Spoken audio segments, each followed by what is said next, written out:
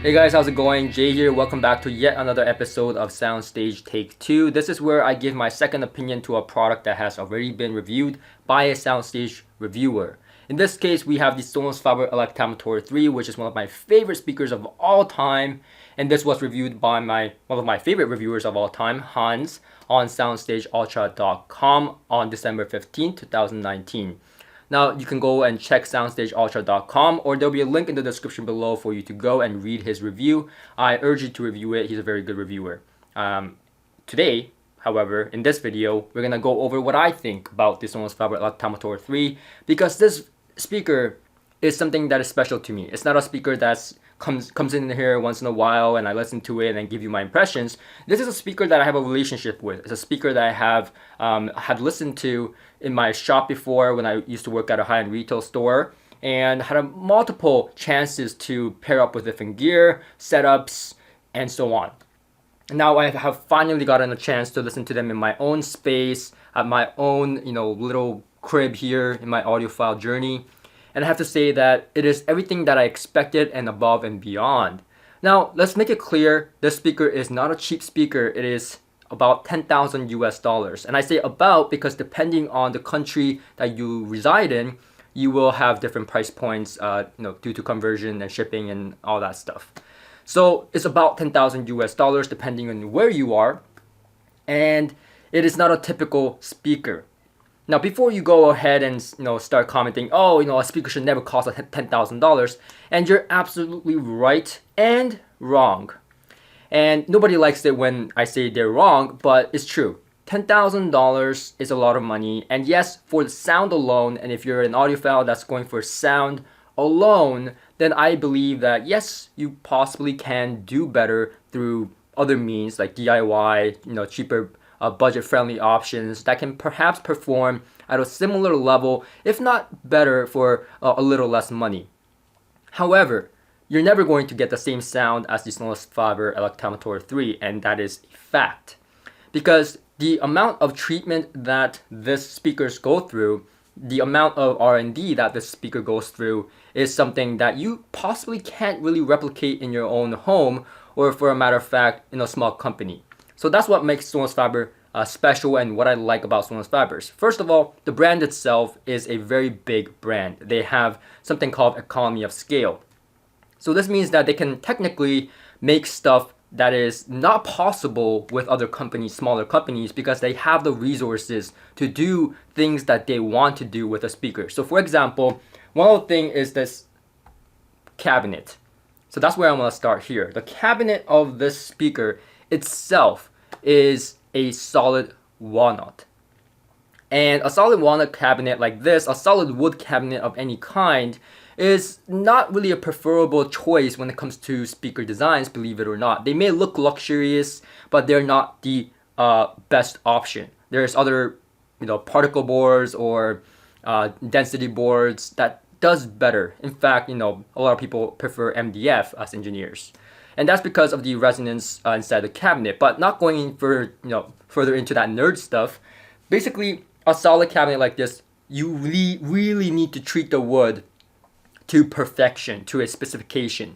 And so they go through a series of treatment, including one of the things they told me was that they go through a series of drying, a specific way of drying the wood so that the resonances are controlled and what they want in a speaker cabinet.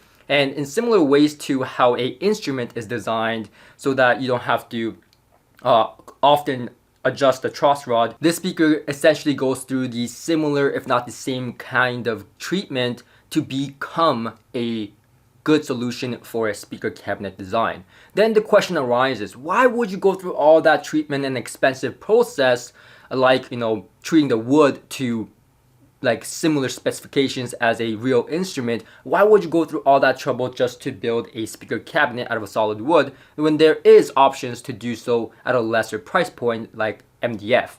Well, one of the things is aesthetics. Let's face it, the wood on this is beautiful. I don't know if the camera captures the beauty of it.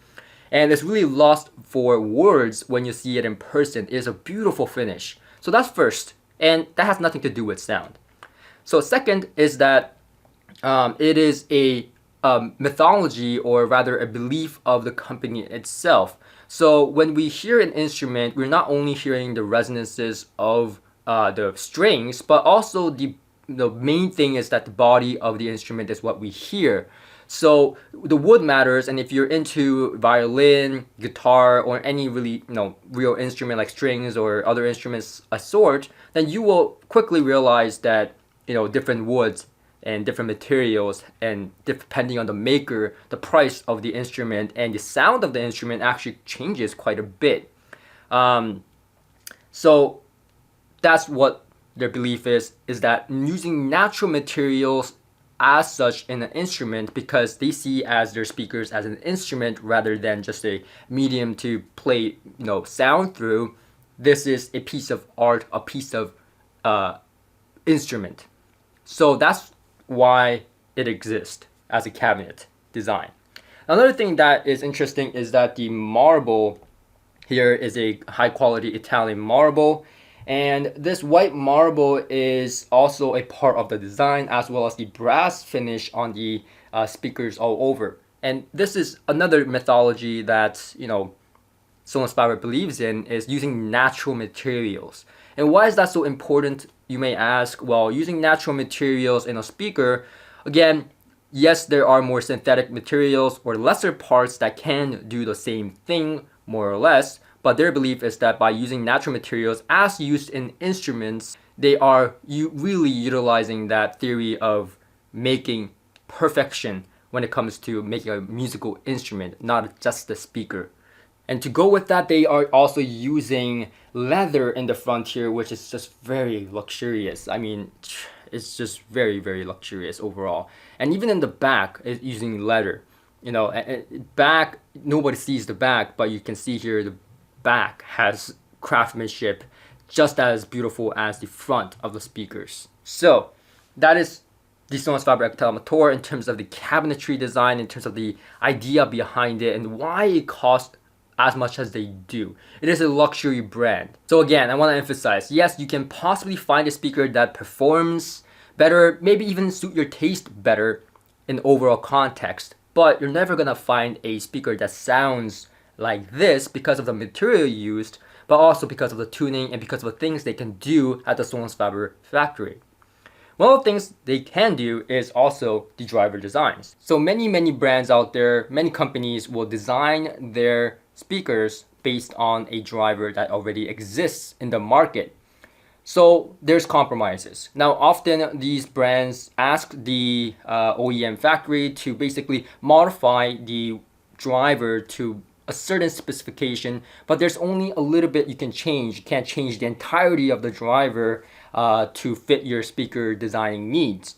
However, Sonus Faber, like I said, is a big company. They can do many different things. So they can design their own drivers, modify them, come up with designs, R&D, and so on. So it's a really big factory and a really big, if you so will, a creative process that they can go through to design their speakers as creatively as they want it. So again, the drivers on this speaker is quite remarkable. First of all, the tweeter itself is a tweeter that is used, it's 1.1 inch silk dome tweeter used in their top of the line speaker, one of their flagships, the AIDA speaker.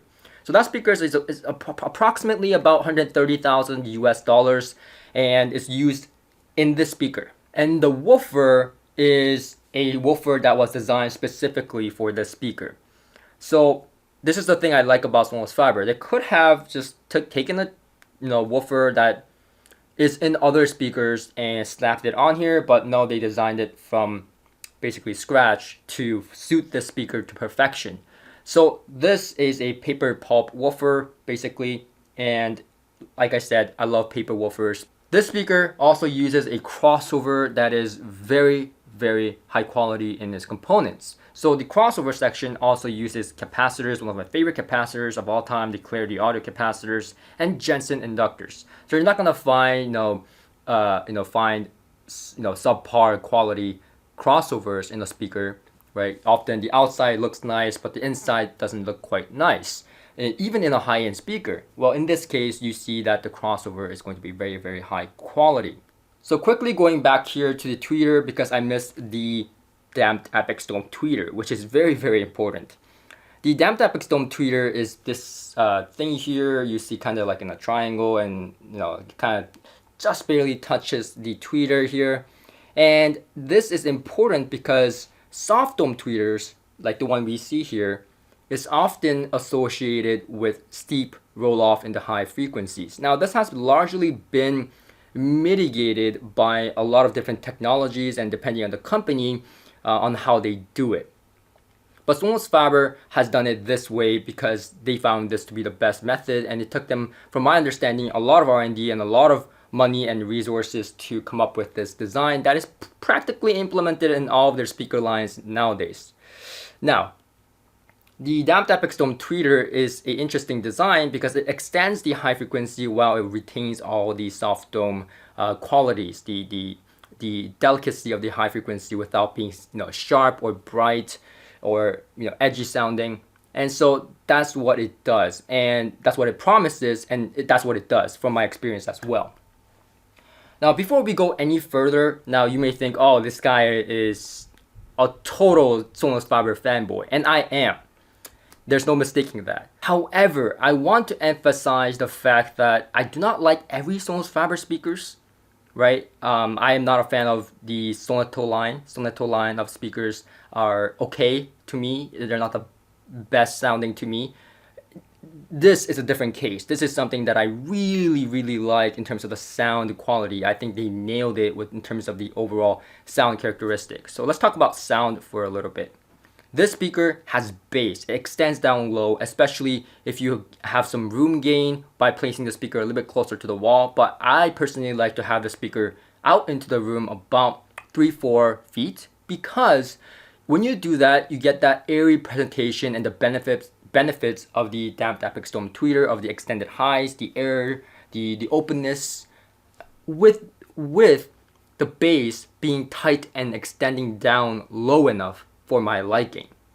Now, yes, you can even add a subwoofer to extend down lower. However, I don't particularly feel the need for a subwoofer. And we're talking about not a floor standing speaker here, but a bookshelf speaker. Now, in terms of the mid-range is just beautiful. And it's one of my favorite things about this speaker. Now, I always say this, but mid-range is mostly what we listen to. It is like 80 to 90% of what we listen to in musical passages. And so when a speaker sounds good in the mid-range, usually that means, it sounds good for the most part.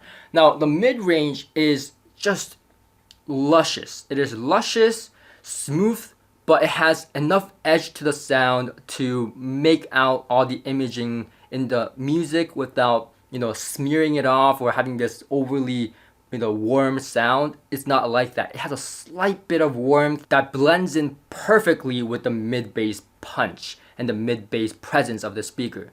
So this speaker, like I said, has good bass extension, but one of the things that's really impressive about this speaker is that it has a little bit of that mid-bass energy. So when I first heard this speaker, it kind of reminded me of the Bucard S400, but like on steroids, with more extension, more mid-bass tone and texture, and the high frequency extending more, and just overall on steroids. So this speaker really, to me, is the step up from a Bucard S400, but again, it costs heaps amounts of more. So it has that little bit of bass emphasis in the mid-bass region. And what that does, it gives you a tasteful presence in the mid-range that's slightly warm with a tone that is just delicate, and you can hear all the little details, but at the same time it is pulled back enough that you don't feel like it's shouting at you like some speakers do. So for me, it is a perfect balance between mid-range nuance, detail, and the smoothness all across the board. When you play string instruments, for example, it has realism. It sounds, to me, better than real. It has character, it has body to the sound. You can hear the body of the instrument, not just the scrapes and the strings, but you can hear the entirety of what that instrument is providing to the music. And you can almost imagine it inside your space, someone playing that instrument, someone singing that vocal line. But what is interesting to me is that when you play non-string instruments, it sounds good, like really, really good. But it almost sounds, like I said, kind of better than the real thing. It doesn't really sound natural. It's almost like adding a little bit of more body and bass to a performance, that's already very good. So if you think of a recording that you really, really like, and then you imagine a little bit more body to the sound, a little bit more fullness to the sound and instruments, that's what the speaker really does. And to me, and for my musical enjoyment, that seems very, very musical to my ears. And it may not be the most accurate thing, and definitely I will not be using it for my studio monitors.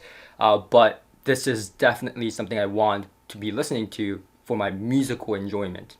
Now, when it comes to the high frequency, like I said, it extends, it has air, but it's never sharp. It's never sharp. And that's interesting to me as well, because according to measurements by some, other magazines, the high frequency is kind of bright. And those who measured it says it's bright. But I've never come across really a reviewer, a subjective reviewer, someone who has actually listened to the speakers, call the speaker bright sounding. And that's really interesting to me because we have never seen the measurements before we actually reviewed this speaker. So by we, I mean me and my friends that come here once in a while to listen to the speaker. And when I had a group of friends and we listened to the speaker and then saw the measurements afterwards, we were all just blown away. Because according to the measurements, it's supposed to be a little bit of a brighter sound, right? But we don't hear any brightness. We hear air and spaciousness, but there's no excitement. It's not like a Klipsch RP600M or a horn speaker that has this forward high frequency. It doesn't have that. So it's a very smooth sounding and yet airy sounding speaker to me and my friends.